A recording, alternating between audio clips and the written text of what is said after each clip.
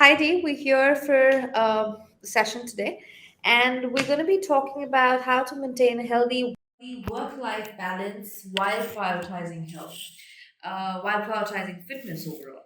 So let me just Mhm. give a quick introduction about myself, and then I'll give it to you to kind of take forward and give your introduction.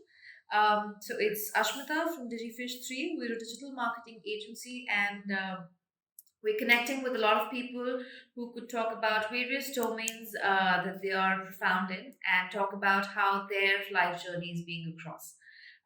So that's D Katz. And D, would you just take over and introduce yourself so that we could start the session today? Yeah, sure. So, first of all, thank you for having me. And my name is Dee, and I am a public health promoter. I have been in the fitness industry for over 17 years, Okay. and I've been training people for over 17 years. And then in the last 7 years or so, I've been in the public health promotion sphere, which means that I research health behavior and what leads people to make certain choices regarding their health and try to understand how to um, create interventions that lead them to positive, healthy choices. And and yeah, I'm the CEO and founder of a fitness community that is global. It's called Bodyholic.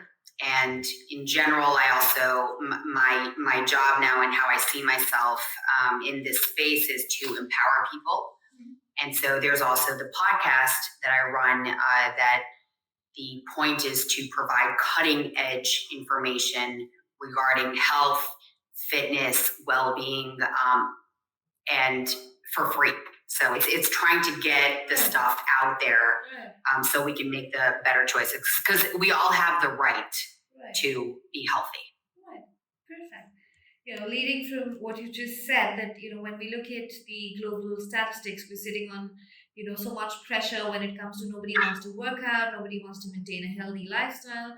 And the entire percentage talks about that 45% of people think that they have their own personal reasons not to do it. Maybe it's the kind of lifestyle that they've already adapted, or they have their routines set, so they don't want to kind of get into a healthy lifestyle and change a little about themselves.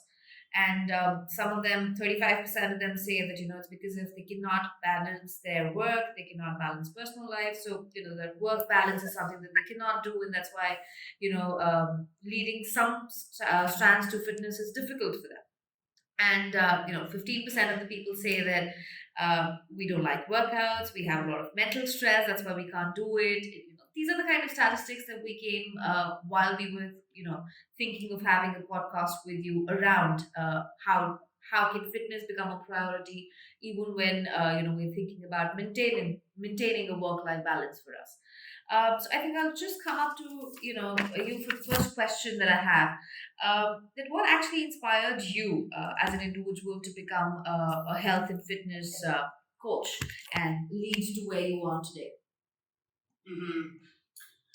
Um, well, I've been doing this for a long time, so I guess we would be going way back in time for me to answer that. And I would have to say, and I also wrote about this. I'm the author of a book called. I don't mean to plug. I just if someone did read it, then there is information I'm going to be repeating. But I'm the author of a book called "Rip It Up for Good," and in there I discuss what led me there, and I think it was. I've been active my whole life. My mom had me in different physical activity, Right. after school activities. Right. But the truth is I grew up watching my mother, who is actually not healthy in general, Okay. and her lifestyle, I would say, is almost extremely not healthy. Okay. And versus my grandfather, they both kind of raised me. And he and I would hit the gym at when I was already 16 years old and getting ready for the Israeli military. Right. And I think the contrast and I think that was the main thing. And I was in a more artistic kind of path. I was in a musical path at the time. Okay. And I even was in the States, got into Berklee College of Music. And what happened was my mom, while I was auditioning for Berklee, I was 20, my mom was diagnosed with cancer. And it was like my brain switched. And it was like all those years of watching her. And I'm not saying, you could be the healthiest person in the world and make the best choices in the world and cancer is going to hit you. But something in my mind changed. And it was like I became obsessed. And then the next thing I know, I decided to say no thank you to Berklee and go back to Israel and study in the College of Sports, Wingate. And just from there, one thing led to another. Right. So it was that contrast of seeing like what can healthy lifestyle choices do versus not. Right. So, according to you, what is the kind of, when we talk about healthy balance, what is the healthy balance that we kind of need to maintain personally or at work that can lead to a healthy lifestyle? What is the kind of routine that somebody should follow for that? I'm sure it varies from age group, it varies from country to country, but what is it in general that, we can adapt to have a healthy lifestyle overall so that we kind of don't repent later in the later years of our life that, oh shit, we should have started a little earlier. So what according to you is the routine? Okay. I think the most important thing that I'm going to say is recognize that prioritizing fitness is challenging. Right. So, like, I'm very aware. For instance, today, Ashmita and you and I were talking about how, like, I've already been outside training people since 6:30 a.m. Right. So I've been around this morning, and I've already seen things this morning. Right. And one very, very tired mom was one of my clients this morning. And she was like, I wanted to cancel. I just wanted to cancel. And I was like, I'm sure you did, because your kid was not letting you sleep. Right. And for I don't know how long, I don't know how many days, Right. And I was like, I just want to tell you that I'm so proud of you for showing up. Right. Like, you know what? If we don't do anything today except the fact that you're on the mat, right. then I'm so proud of you for showing up, because there are points in our lives that it's just completely impossible to, right. like, it's so challenging. So I want to really recognize the fact that it is very challenging. Right. And yet it is essential for your well-being, right? It is essential for your well-being to have the work-life balance, to get a workout in, to care for your body. Right. And I think the number one thing that I'm going to say, because of what I just said, because it is challenging, is the very, very first move should be setting realistic fitness goals. Okay. And it could be, even if we're looking at mental health, like right. setting whatever change you need to make for your well-being, right. so that it's not all work, and right. and which can be detrimental. And I can get into that later, but set realistic baby step kind of goals. So if you're available time, I have another client who she only has like 15 minutes a day. She's a very important lung specialist in one of the leading hospitals. And like she's COVID, she does not have the time.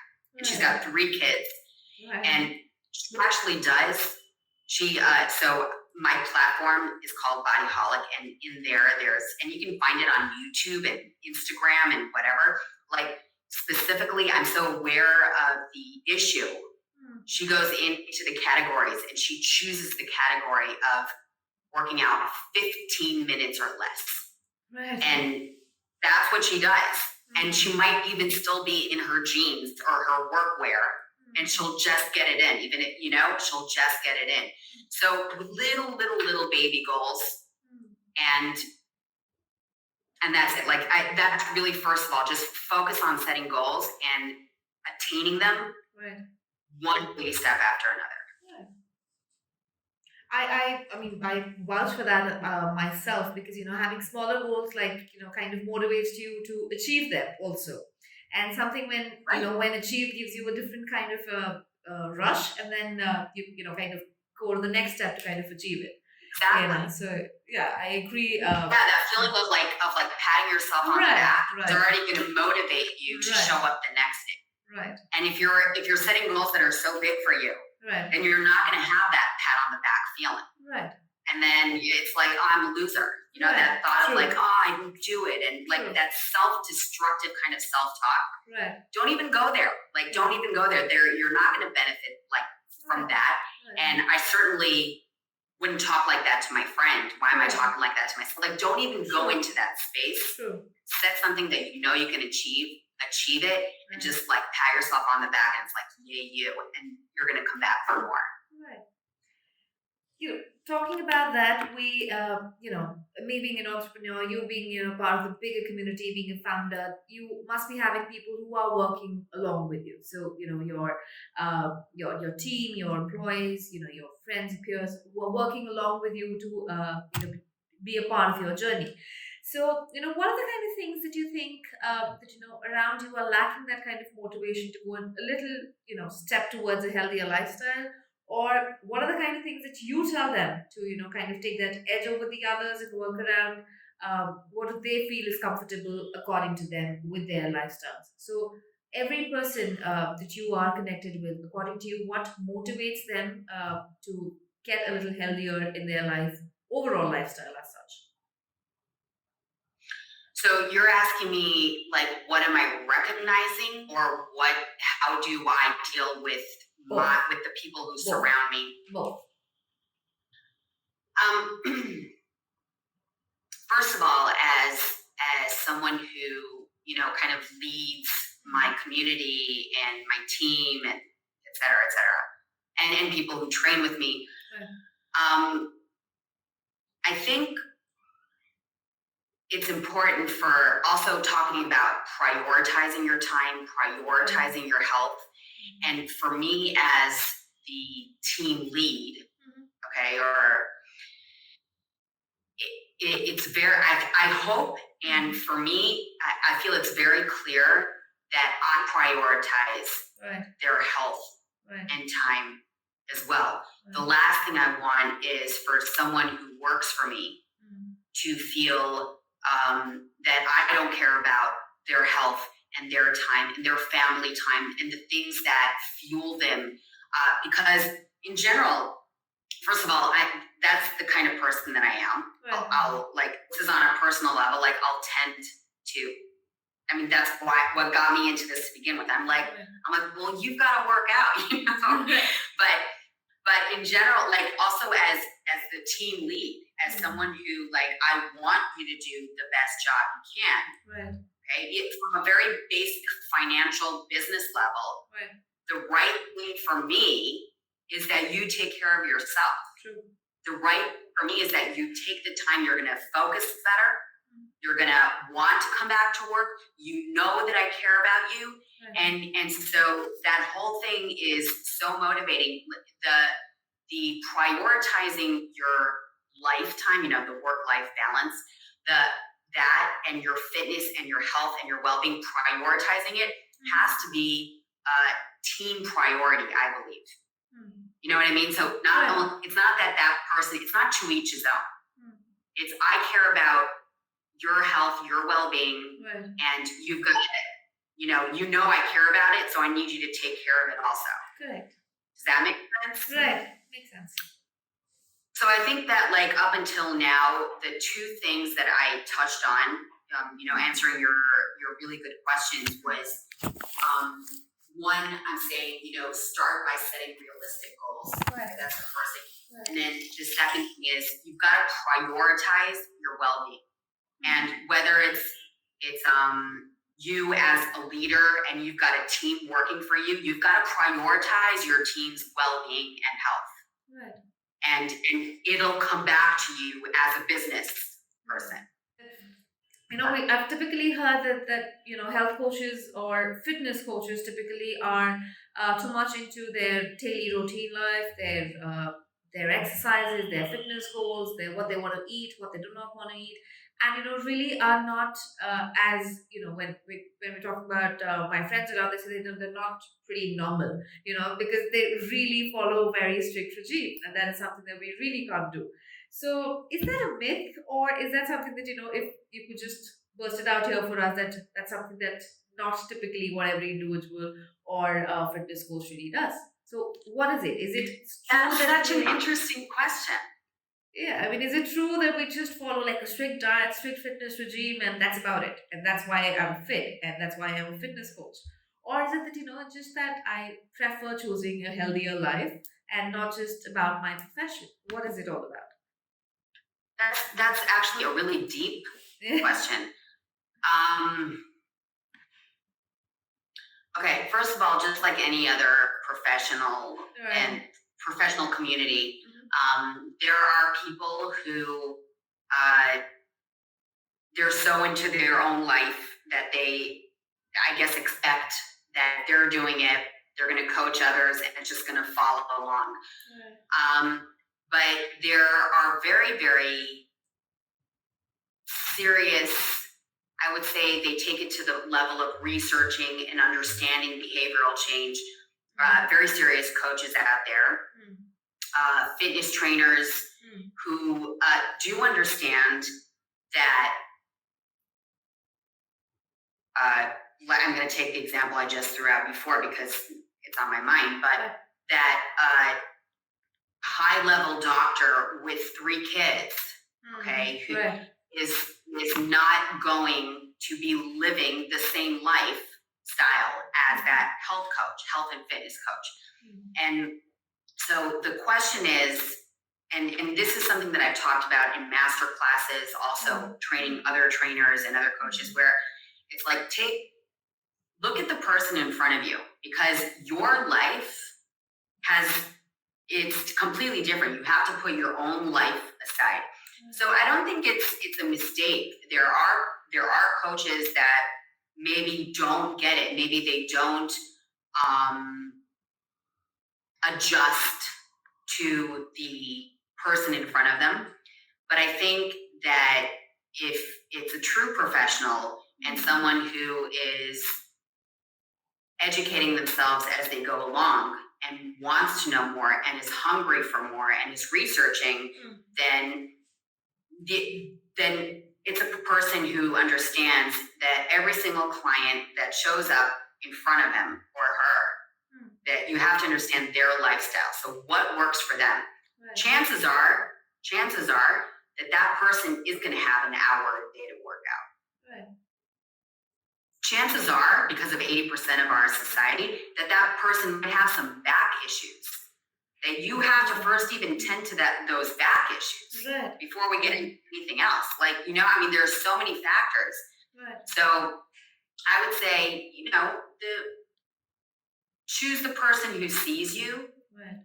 When you're looking for a coach, when you're looking for a trainer, you can interview, and choose the person who is looking at you and analyzing you and listening to you. What are your inputs? Right. So I'm sure you've been, the inspiring part for a lot of people to kind of get into a regime which is healthier for them. So for you as an individual, have you seen any kind of a setback? Your client came in, they kind of were with you for a while, their lifestyle changed, they became healthier, and there was a certain kind of thing that happened in their life which kind of gives you a setback as well. That this is something that shouldn't have happened. You mean Health wise. health wise, like they were motivated, they were doing, Yes. they were on path, Yes. and then they went, and then Yes. they kind of Yes. that happens all the time. Okay. That happens all the time.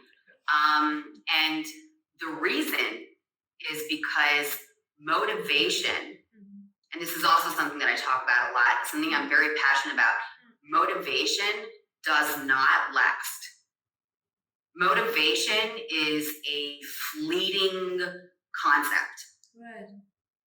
And the question is how, and that goes back to the very, very first thing I was talking about. Setting baby goals, setting realistic goals constantly, and then achieving them, because then you're focused on the goal. Right. And turning things into automatized routines. So because motivation is not a real thing, it's like I just want to be clear, I love my husband very, very much. Okay. But the feeling of being in love, right? Feeling of being in love, the crush, which I mean, you've been in a relationship for more than 6 months, it's not going to be the same from when you first met. Because of physical chemicals, because of your hormones. So it's just not the way our human body works, our human mind. Same thing with motivation. So that's why there's the huge phenomenon of yo-yo dieting, because people get excited and then they fall off the wagon. They get excited and it ends up being more harmful. So, and again, it all goes back to the same stuff. Who is the person in front of you? Try to figure out really what is realistic for you. Set those goals. Get those goals. Get them.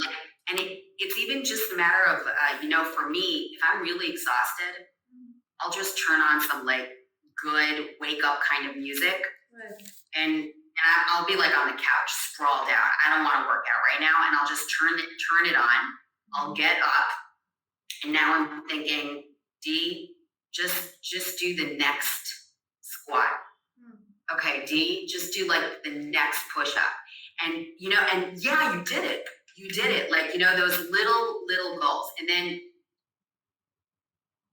turning it into something more automatized. Plan, prepare, and then do it. And repeat. Plan, prepare, and do it. Plan, prepare, and do it. When you don't plan and prep, then it's going to be very, very hard to maintain. So it's like this constant cycle of setting the goals, but set it up so that you're successful. I'm going to eat this and this many vegetables. Okay, some people know how extreme I am. I'll share with you. I'm very extreme. I weigh out my vegetables. I make sure that I eat about 1 kilo a day. This is, I'm crazy. Again, this is not something realistic for most people, and I'm very aware of that, okay? But if I don't cut it up and I don't make sure that it's ready in advance, as a mom, as someone who runs a business, who trains people personally, who trains groups, by 6 p.m., if I have not had a single vegetable and I've not cut up anything, that I'm no, I'm sorry, I'm not going to do it. I'm just not going to do it. So again, it's plan, prepare, set that goal, and go get it. And again, repeat, go get it, until this is now part of your day. Just keep planning, and you've got to keep doing it over and over again. It's like brushing your teeth. It's how can we never stop brushing our teeth? Correct. Makes sense. Yeah. See, when we're talking about our work, there's motivation, there is passion, there is in specifically when you talk about your field of work, there's a lot of personalization, personal time also that you kind of give to an individual.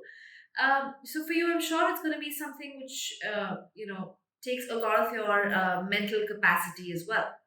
So, how do you, as an individual, manage between your professional life, which I'm sure starts pretty much early in the morning, and your personal life? I'm sure that equilibrium is something which is obviously needed when you're talking about a healthier lifestyle. So, how do you, as an individual, who needs a happy workspace, who requires a happy personal life, how do you maintain that equilibrium when you talk about yourself giving your personal time there as well, and giving your mental space to the house as well? How do you kind of manage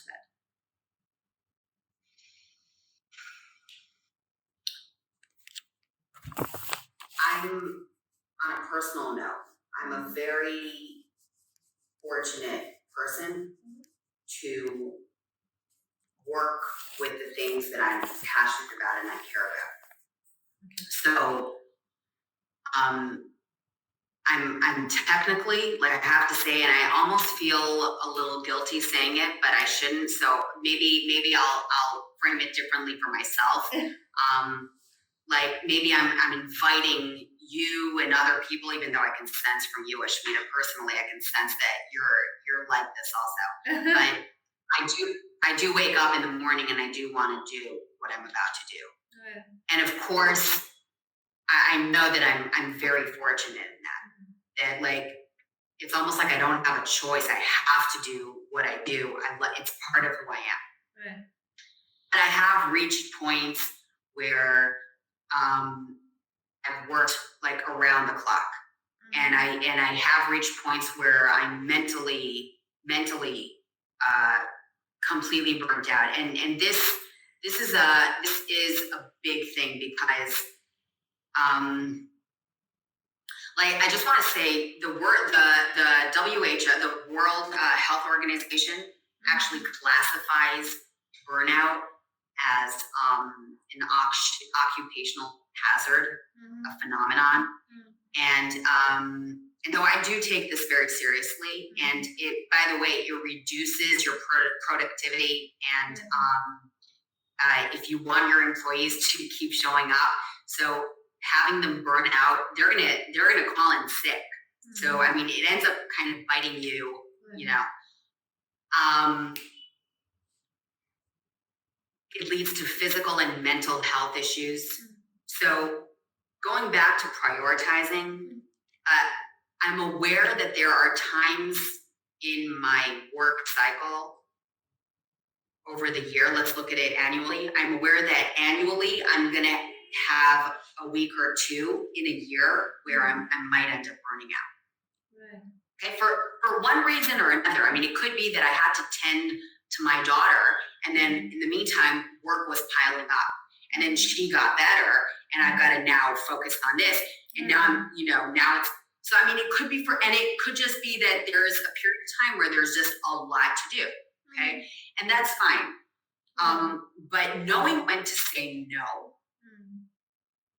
is really, really important. And that's the reason why I brought over how the World Health Organization sees this, because it's a serious thing. It's to the point where the WHO recognizes this as a problem.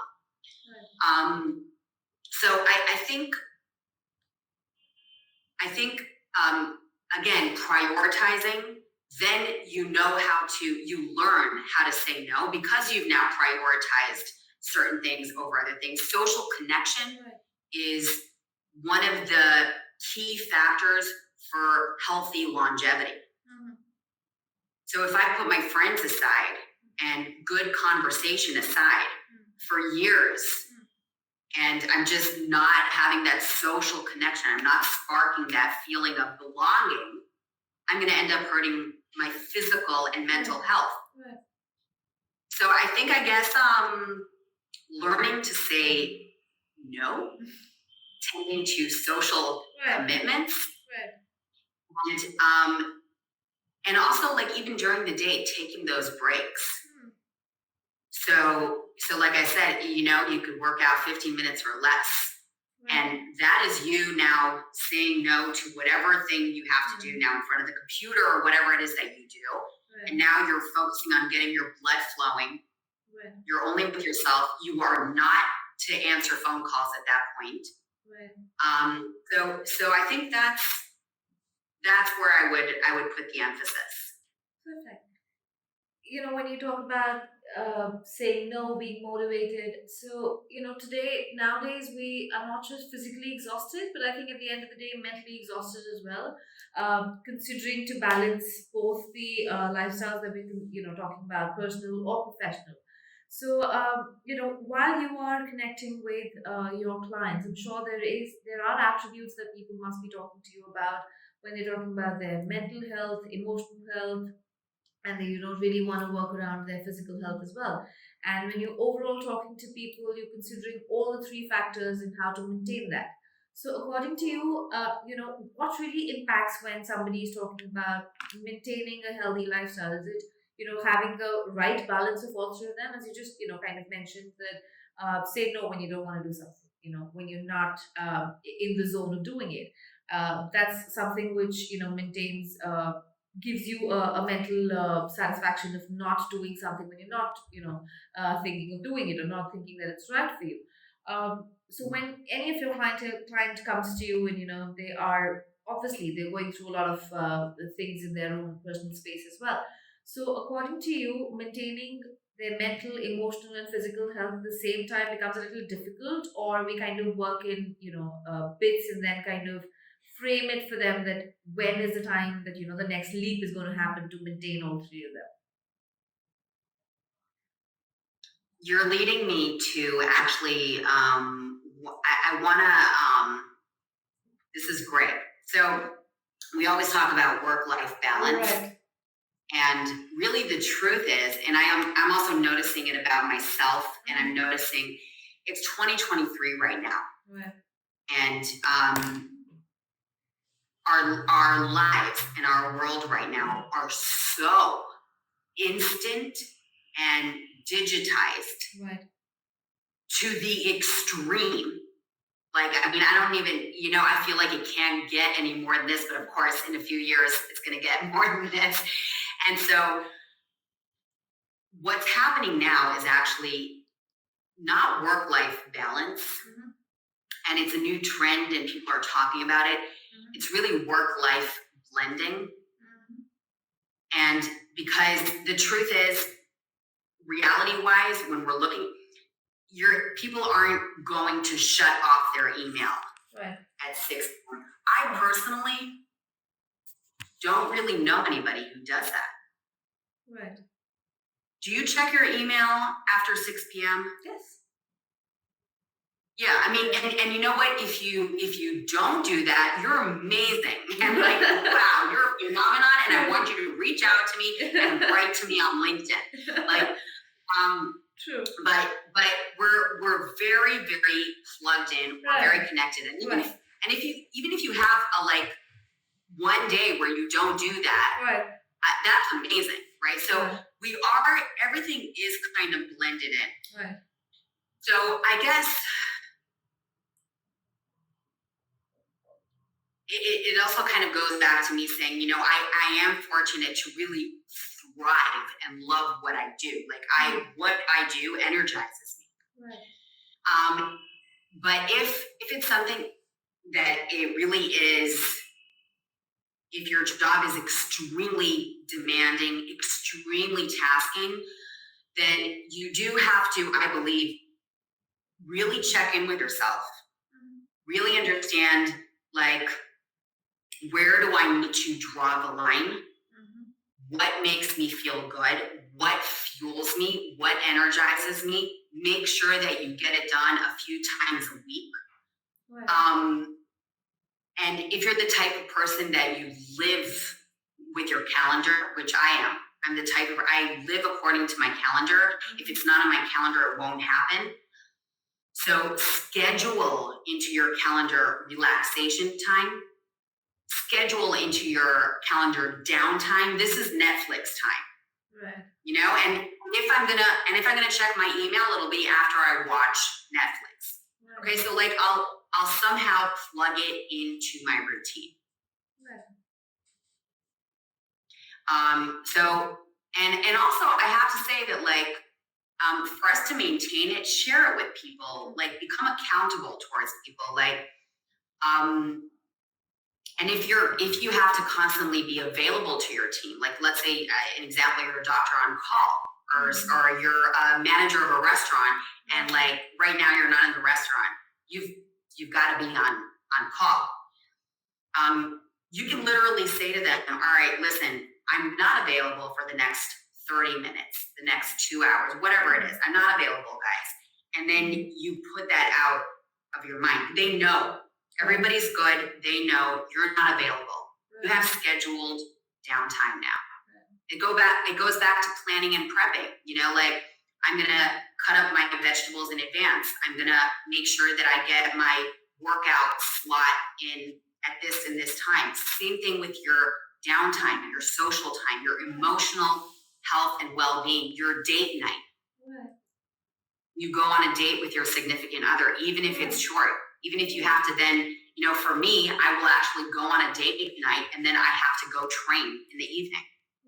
And sometimes I don't have a choice. My schedule only allows that, but I'll schedule that family time.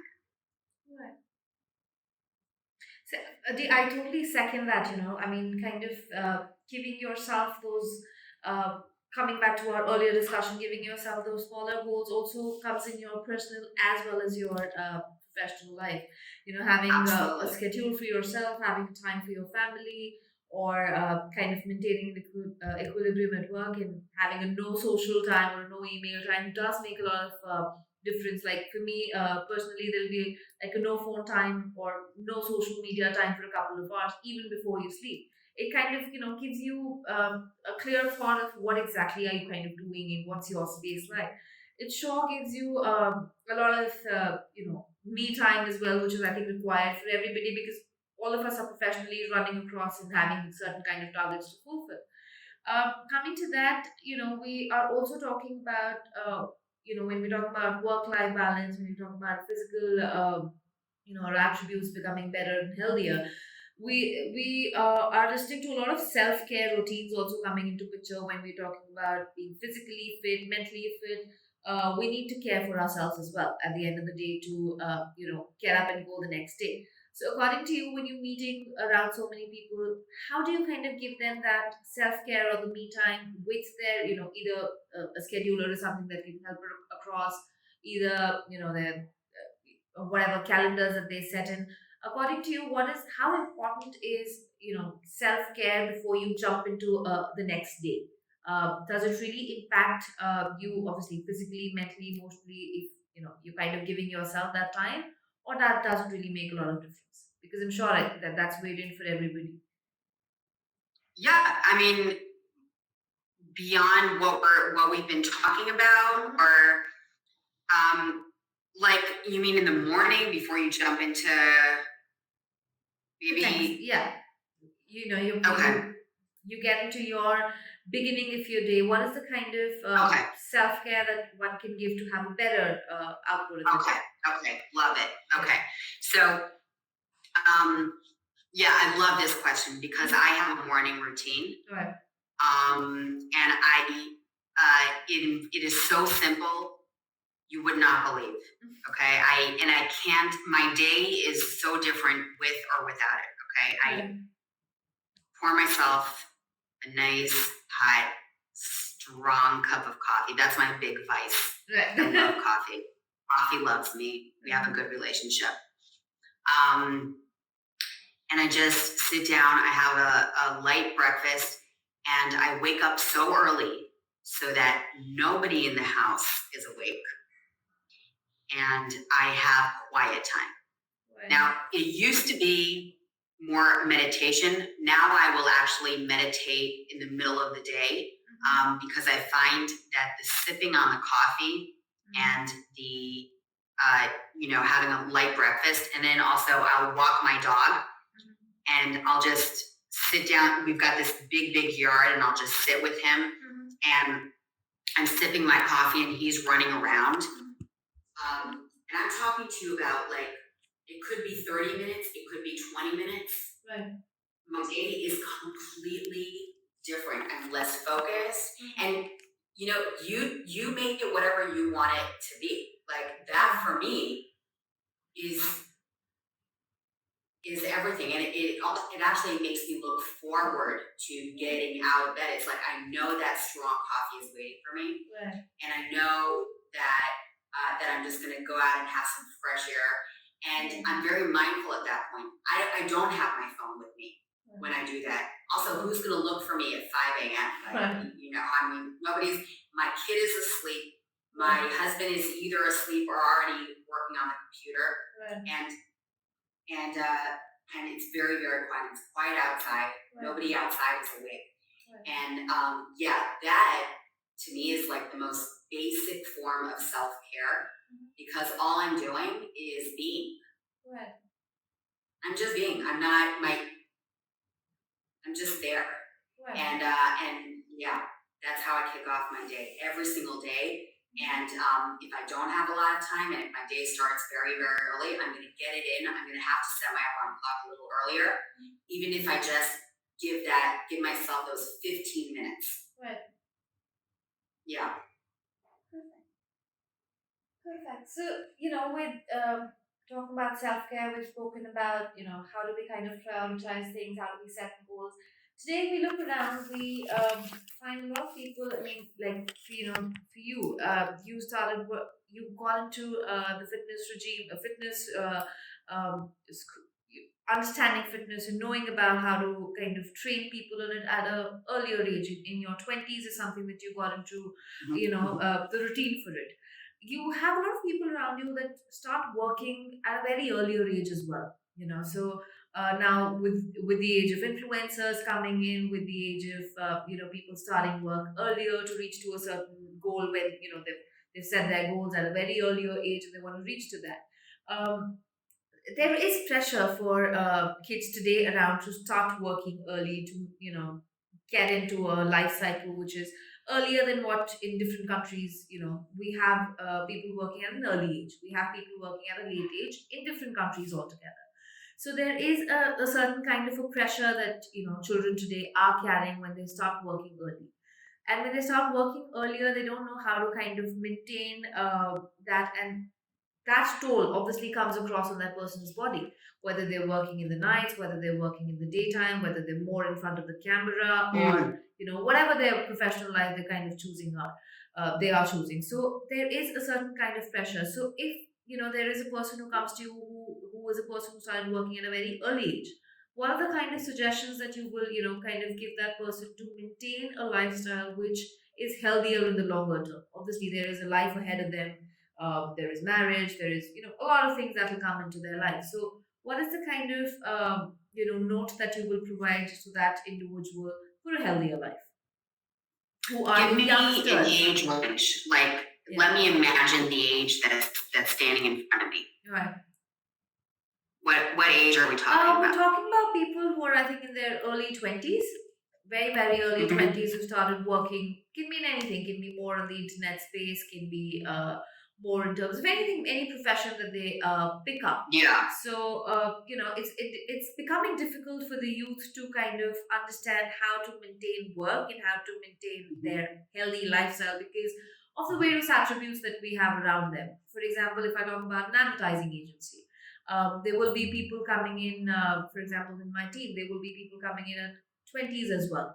And for them, getting the up digital space is becoming very young. Yes. So for them, getting up early, working out is something which is not a priority. But yes, having a party in the night, late night, being with friends or with colleagues, partying around, whether it's their smoke or whether it's their alcohol, is very, very important. But maintaining the life which is important for them as a healthier future is not what is important. So, when we are sitting here, so I thought that it's just a question that popped up, that what is it that we could, kind of give them as a note that when you start developing healthier habits initially at the early stages of your life, the way you did, for example, what are the kind of changes that they will feel within themselves in terms of positivity, in terms of calmness, in terms of a good lifestyle? What is it that they will see if they start doing things today, and rather thinking about in their 30s or their 40s?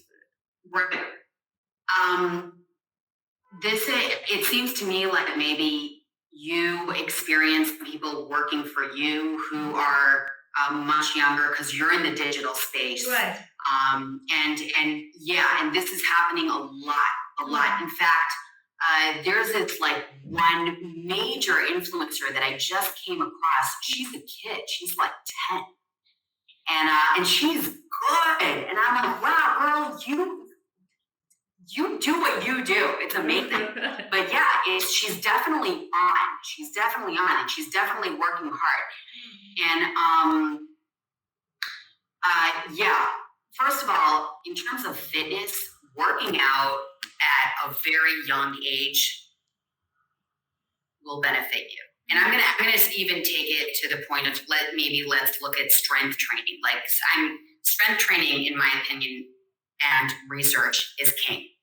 So I mean that is the thing that will keep you longer and sharper for the longest period of time. So the earlier you work out, you start working out, right? We're talking about 8 years old, 10 years old.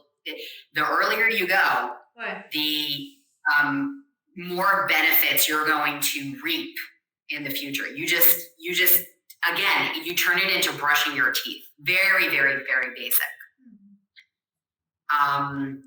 That's one. Okay, so again, taking the time that works for your lifestyle, prioritizing it, setting those little goals, all those things that we're talking about. Now, specifically with, and that goes for everybody. Now, with the age range, which is a very interesting range of early 20s, late teens that are already in the workspace. We see it on Instagram.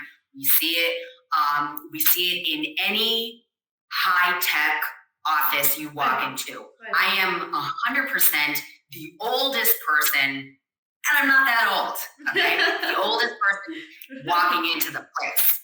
And I don't even know what they're talking about, okay? But I'm like, wow, dude, I'm gonna go get a coffee because I don't know what you just said. So yeah, what I do want to say, listen, as human beings, we're getting older and older and older. Okay, thank goodness for that. Not only are we getting older and older and older, and the longevity span is incredible. Okay, we're also we're becoming healthy older people. So like where I live right now, Israel, there are two very big minds, very, very big, prominent characters in the cultural space. And they're also known worldwide, who just died this week. And they were in their mid-70s. 30 years ago, I don't know if we'd be this, okay, mid-70s, but 40 years ago, 50 years ago. But today, I'm thinking, what a shame. You had so many more years ahead of you, it feels, So to my dear 20-year-olds, you can totally do your thing right now. Make a ton of mistakes. Go wild. Do what you need to do. Get it done. Make sure that you do get your sleep in, okay? And even if you're not sleeping so much, make sure that at least a few days a week, you're getting a full night's sleep, meaning over 7 hours, okay? Because you'll end up paying for it a little bit later. But this is the time for you to make a ton of mistakes. This is the time. You go do your thing, you explore, go to those parties, figure out where it's best for you to kind of hone in on your professional space. You have the rest of your life ahead of you. You're just in the beginning. And so I think that's what I would say to our young professional generation. Perfect. We also, when you talk about our professionals, whether 20s, whether, us, a lot of us have different work profiles. A lot of us will have, which is more physically oriented, or we'll have, desk jobs, or we'll have more of, setups where we're more on screens, anything. So, how do you kind of, given those quick notes of what are, two, three do's and don'ts that we could follow, where there is something that keeps the individual a little more sane when you're talking physically or mentally, because there are people which say that have small meals a day, it keeps you a little going. There are people who say have veggies an X amount.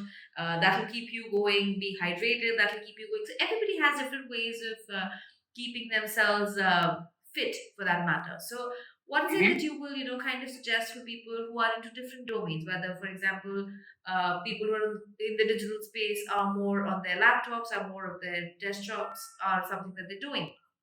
People who are more in terms of fitness, they will, walk, and they will walk, hit the gym, or either swim, or either have a run in the morning, and then kind of start their routine. So what is it that you would suggest for people who are in that category, who do not feel like giving any kind of physical activity, but still follow the dietary kind of things, that having meal after every 3 hours, but not doing a physical workout? Does that really work around for a healthy lifestyle, that whatever you're eating but not working out, but it still works for people? So what is it that you Yeah. would suggest? While I'm sure you have hundreds of clients that you've dealt with, of what I'm talking about, whether it's eating or whether it's physical. For me as an individual, both of them kind of weigh in the same platform.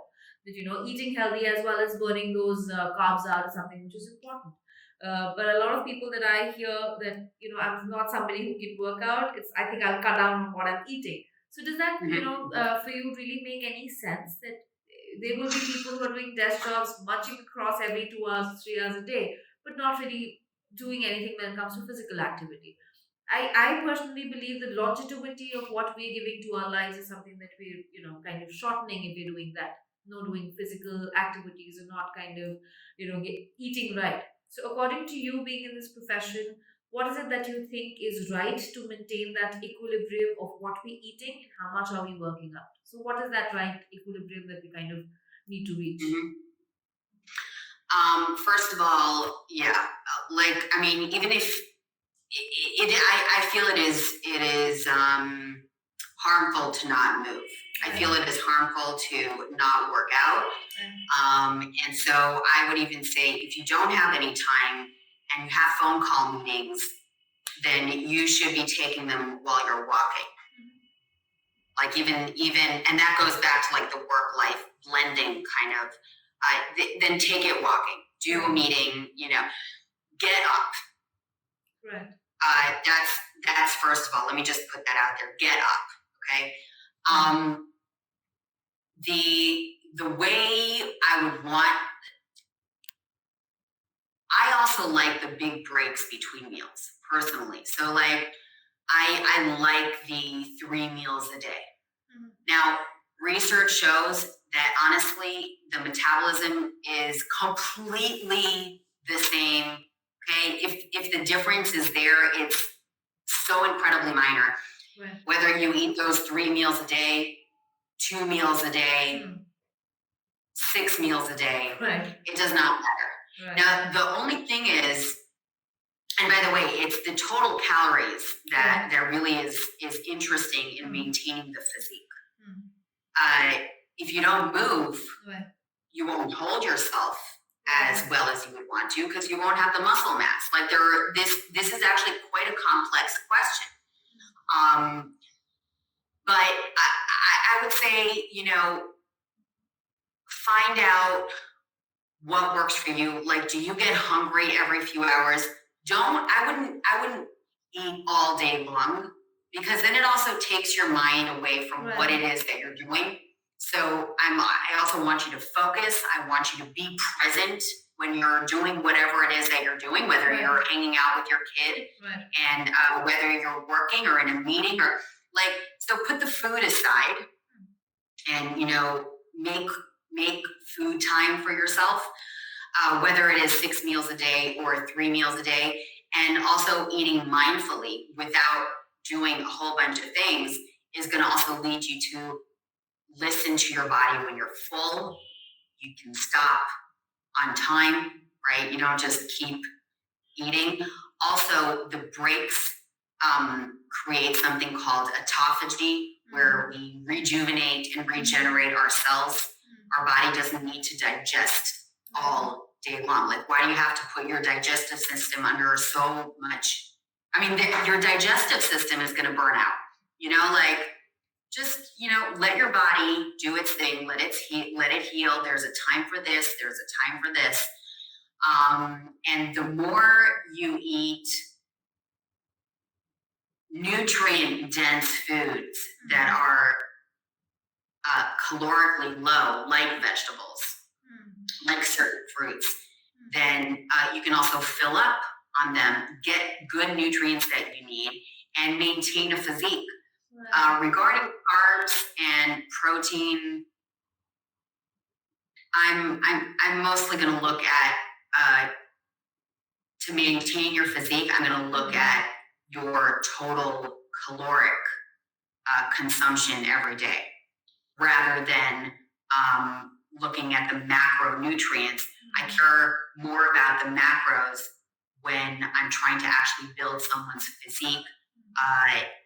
And we're working hard at the gym and we're lifting heavy weights, et cetera, et cetera. Other than that, make sure you get your protein in every meal, the carbs in every meal, complex carbs. Yeah. I mean, yeah, because this is like, we could open up a whole discussion over this. Yeah. But yeah, you don't have, let's not graze all day. Like, let's have work time. Let's focus on what we're doing. And it doesn't have to be like while we're sticking things into our mouth. Yeah. Perfect. I think we've spoken enough in terms of how do we get into it. So if I to have the end note, if there is somebody who's actually looking forward to get into it, start prioritizing their health. What is that note that you will give to that individual of how and I understand we spoke about set up small goals. We spoke about a lot of things in the entire podcast. But what is that keynote, end note that you will want to give that person who is looking forward to start something in terms of taking care of themselves more? So what is that the keynotes that you would like to end up on? I think understanding the benefits also is maybe kind of even the first step, even before the prioritization, before the setting goals. I think what I would want to end with is saying that the physical benefits of exercise, are clear. I think there's the longevity, there's the health, but in terms of specifically burnout and understanding and the work life blending, understanding that working out will give you a sense of accomplishment and it will boost your self esteem and it actually kind of acts as an antidote to burnout, the burnout feelings. It's almost like that's the magic pill. Like even if it's just a few minutes. Oh, by the way, it also, you can use it as a distraction, right? Like you might be in a sense where like you're freaking out over stuff. You've got one boss over here, one client over here, and like just take a moment. It's almost like meditative. So I think understanding all that first is the really the first step. Like sitting down and listening to this podcast, right? And educating yourself. Right. Once you know, you can't unknow. Like once you understand the power of moving, the power of keeping yourself healthy and caring for yourself first, then you will kind of be motivated.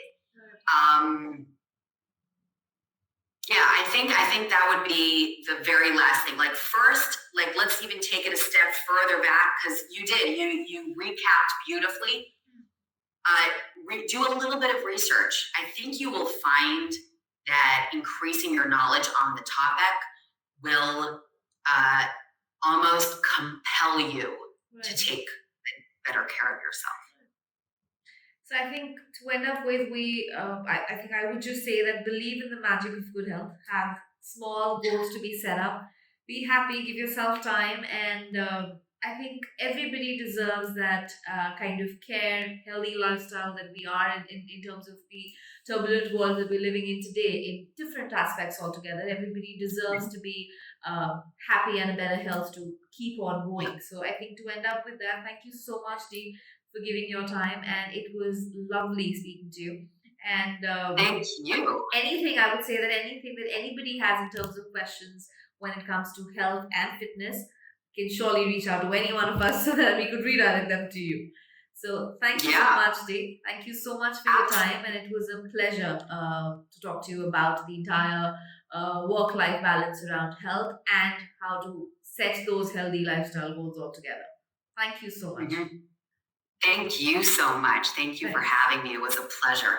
Thank you so much, Dave. Thanks. Bye bye.